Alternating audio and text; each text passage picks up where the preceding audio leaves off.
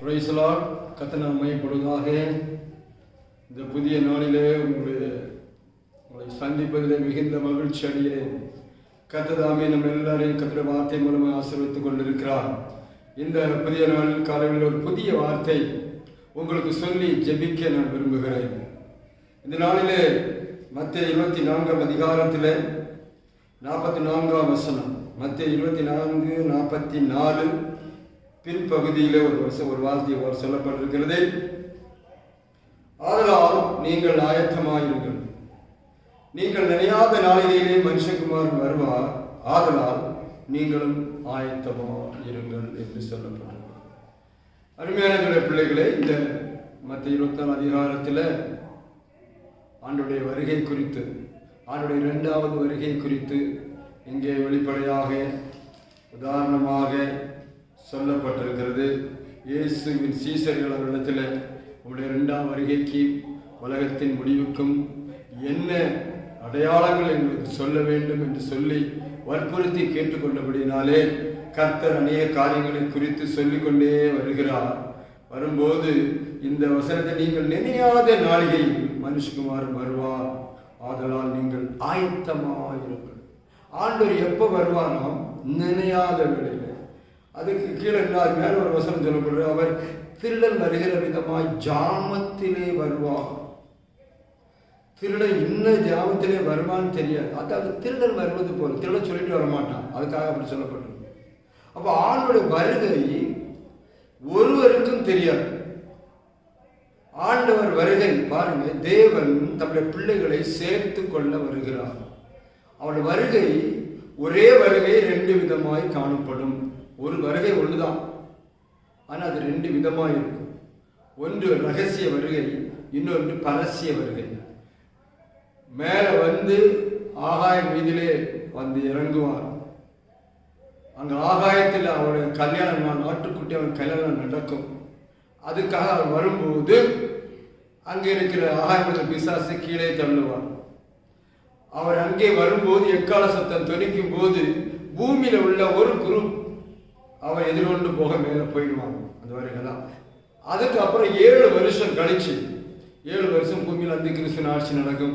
அது கழிந்த பின்பு மறுபடியும் இயேசு தம்முடைய இங்கிருந்து போன பரிசுவான்களுடைய தூதருடைய மறுபடியும் பரசியமாய் இறைஞ்சுவார். ரகசியம் அண்ட் பரசியம் என்று சொல்லப்படும். ரகசியம் என்றால் சீக்கிரட்டாக வருவார், பரசியம் எல்லாரும் பார்க்கும்படி வருவார். ஸோ வருகை ஒன்றுதான், ஆனால் 2 விதமாய் காணப்படுகிறது. ஸோ இதை எல்லா இடங்களிலும் கர்த்தர் சொல்லி கொண்டு வருகிறார். கர்த்தர் வரும்போது பாருங்க, வரும்போது ஒரு கூட்ட ஜனங்கள் எடுத்துக்கொள்ளப்படுவார்கள். பின்பு அவர் பரசிய வருகையிலே வரும்போது ஒரு கூட்ட ஜனங்கள் அவரோடு சேர்க்கப்படுவார்கள். சோதனை. ஆனால் அவர்களுக்கு அநேக இந்த நாட்களில் அநேக ஊழியர்கள் வந்து அப்படி இல்லை என்று சொல்லி பிரசங்கித்துக் கொண்டிருக்கிறார்கள். ஆண்டவர் வருவார், ஒருக்கா தான் வருவார், உண்மைதான். ஆனால் ரகசியமாய் வரமாட்டார். ரகசியமாய் இங்கிருந்து பாருங்க, ஒரு நிமிஷத்தில் இமைப்பொழுதில் எடுத்துக்கொள்ளப்படும். அது ஆயத்தமாக இருங்கள் என்ற ஒரு வேலை தான் நான் சொல்ல வந்தேன். அருமையான தேவ பிள்ளைகளை, நீங்களும் நானும் ஆயத்தமாக இருக்கும்படி அழைக்கப்பட்டிருக்கிறோம்.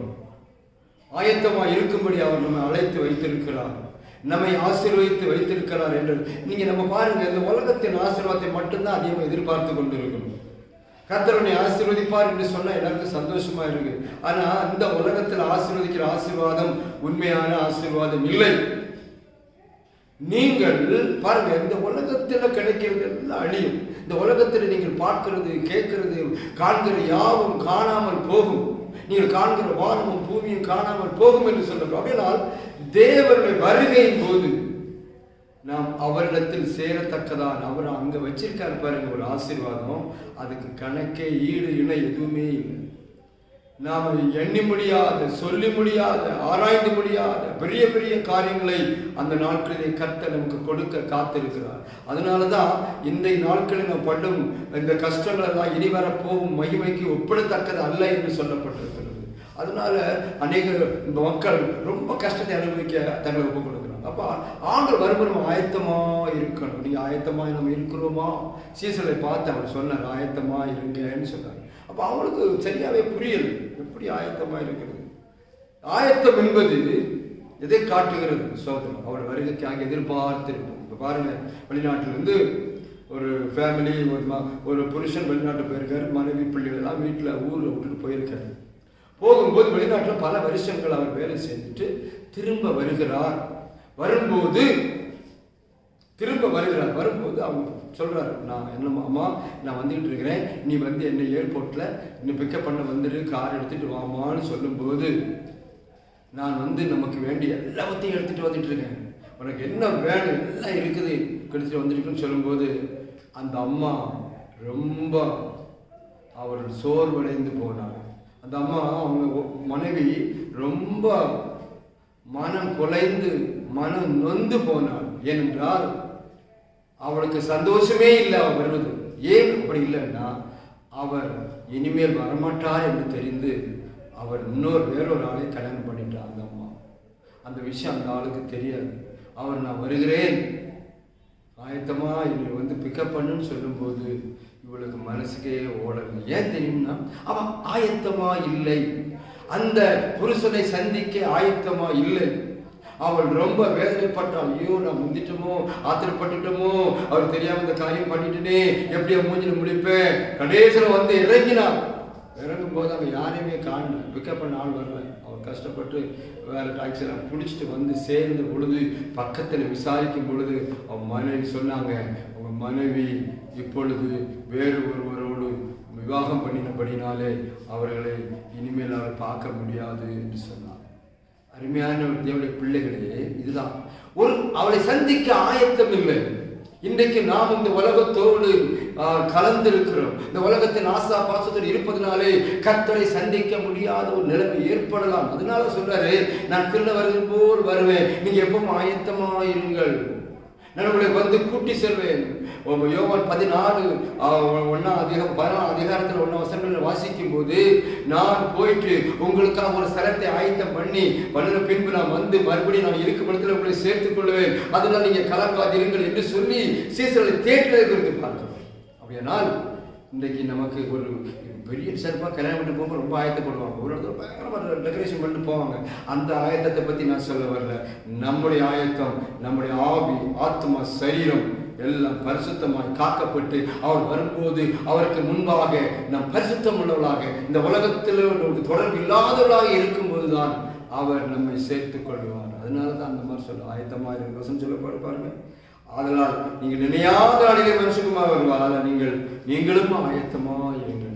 மனுஷகுமாரனை சந்திக்கும்படி ஆயத்தமாயிருங்க. இன்னைக்கு நம்ம அவரை சந்திக்க முடியாதபடி எத்தனை தடைகள், கஷ்டங்கள், துன்பங்கள், பிரச்சனைகள், வேதனைகள், நம்மளை வழிதப்பி போக பண்ணுகிற எத்தனை பாவங்கள் நம்ம சுற்றிலும் இருக்கிறது. அதனால சொல்றாரு, நீங்க ஆயத்தமா இருங்க.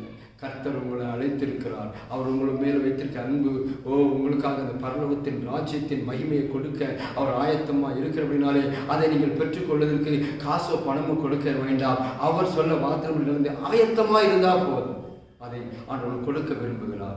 இந்த அருமையான பகல் வேளையிலே கர்த்தர் உங்களை ஆசீர்வதித்து அந்த நித்திய ஜீவனுக்குள் எடுத்துக்கொண்டு போக, கூட்டிக் கொண்டு போக நீங்கள் ஆயத்தமா இருக்கிறீர்களா?